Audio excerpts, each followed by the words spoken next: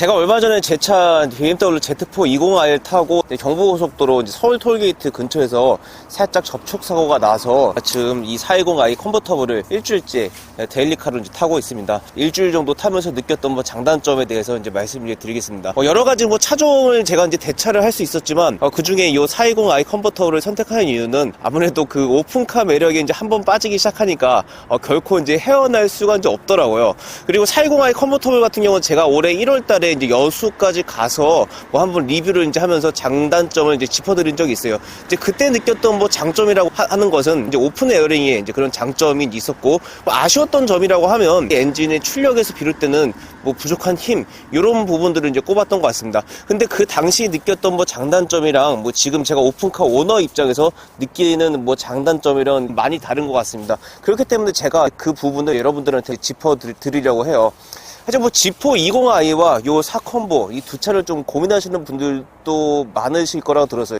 결론부터 말씀드리면 많은 분들이 이제 공감을 하시겠지만 아빠라고 하면 요 4컴보가 이제 적합할 거라고 생각하는데, 아내가 허락해 준다, 그리고 나는 무조건 뭐 혼자 타겠다, 이제 이러신 분들 같은 경우는 이 4컴보를 선택할 이유는 없는 것 같습니다. 그런 분들한테는 Z4 20i가 아주 좋은 차라고 말씀드려요. 오늘 말씀드리는 장단점 같은 경우는 제가 Z4 20i에서 누리지 못했던 것들이 이 차의 장점이 될 수 있고, 그리고 Z4 20i에서만 느낄 수 있는 것들이 이 차의 단점, 이게 되지 않을까 좀 싶습니다. 그러면 첫 번째 제가 말씀드리고 싶은 것은 2열 공간이 있다는 점이 이제 가장 큰 포인트이지 않을까 싶어요. 공간이 없다는 거는 뭐 로드스터 타면서 느끼는 가장 뭐 불편한 부분이지 않을까 싶습니다. 실례로 제가 여름 휴가를 이제 가면서 저희 패밀리카인 볼보 XC40이 타이어가 갑자기 이제 펑크 나서 집에서 이제 출발하지 못했던 이제 경우가 있어요. 그때 만약 Z4가 아니라 요 4컴버를 세컨카를 가지고 있었다고 하면 저희 가족들과 함께 4컴버를 타고 평창으로 이제 여행을 갔을 텐데,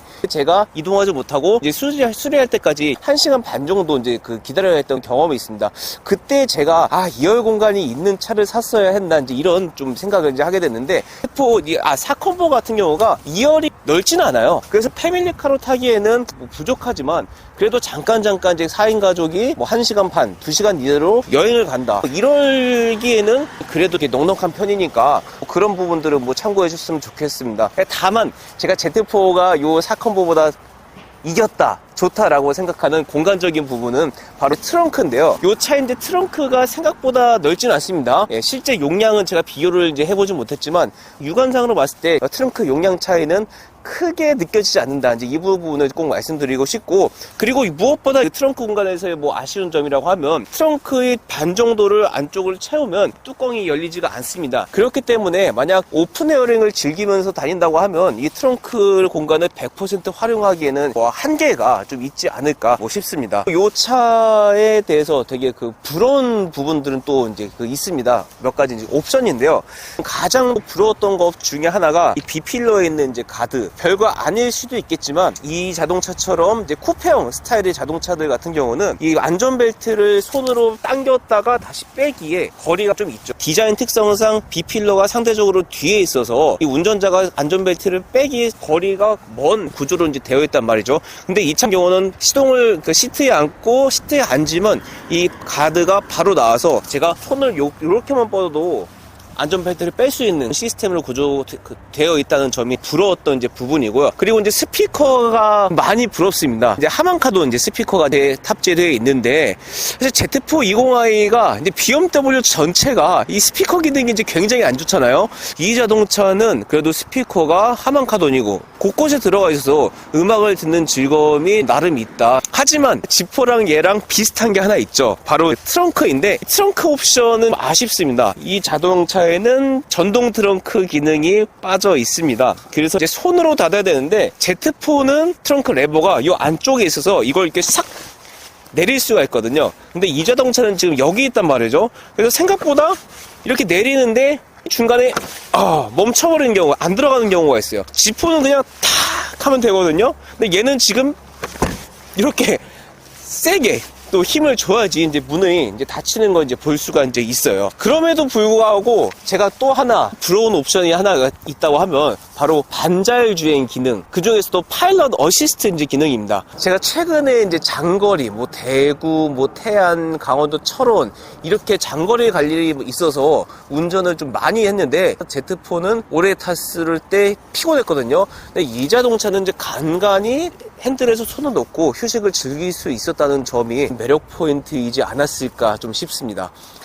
그럼에도 불구하고 제가 Z4가 요 420i보다 한 가지 낫다고 생각하는 점은 바로 컨버터블을 여는데 부담감입니다. 오픈카를 타면서 생각보다 중간중간 뚜껑을 열었다 닫았다 할 일이 많아요. 사실 저 같은 경우는 터널 지나갈 때는 그냥 뭐 지나가는데, 뭐 앞차에서 흡연자가 계시거나 갑자기 소나기가 이제 내릴 때 뚜껑을 닫았다가 다시 여는 경우가 간혹 있는데요.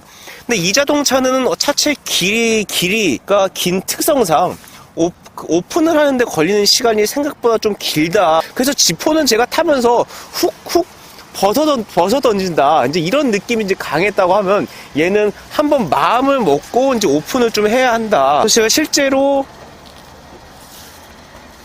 닫아볼게요.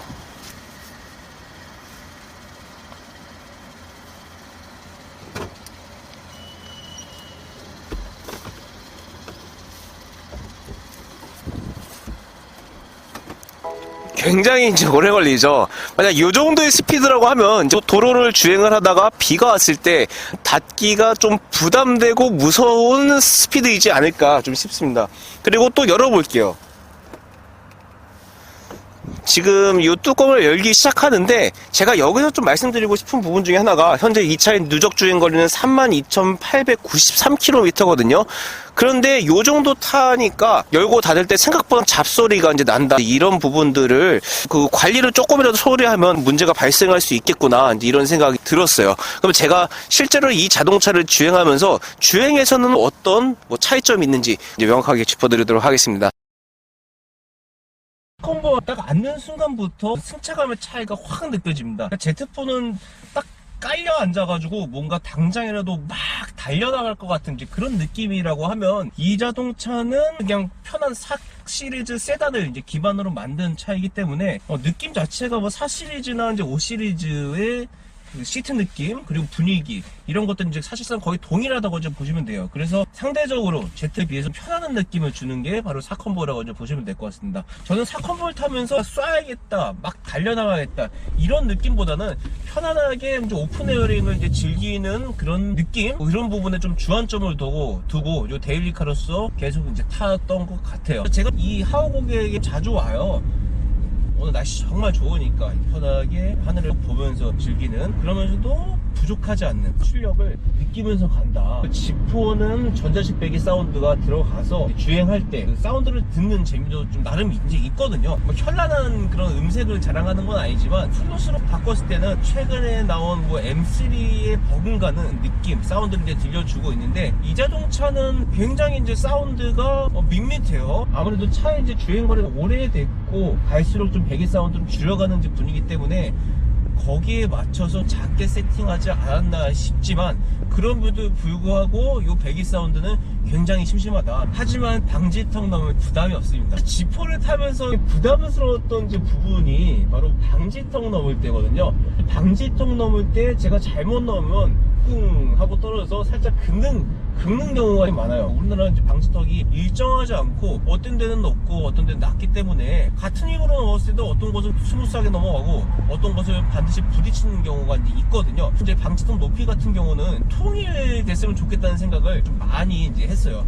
근데 요 4컴보는 넘을 때 부담이 없어요. 그래서 방지턱 앞에서 내가 쫄지 않고 자신이 있어진다. 실제로 BMW를 처음 접하시는 분들 같은 경우는 승차감이 이제 딱딱해가지고 방지턱 넘을 때나 이제 노면의 잔진동을 많이 운전자가 몸으로 좀 많이 체감하지 않을까, 이제 이렇게 걱정들을 하는데, 실제로 저도 처음에 사실 BMW 처음 탔을 때는 와, 이거 뭐 현대차나 뭐 제네시스보다 확실히 딱딱하다 이제 이랬지만, 요번 최근에 BMW는 G바디로 오면서 많이 소프트하게 세팅을 했거든요.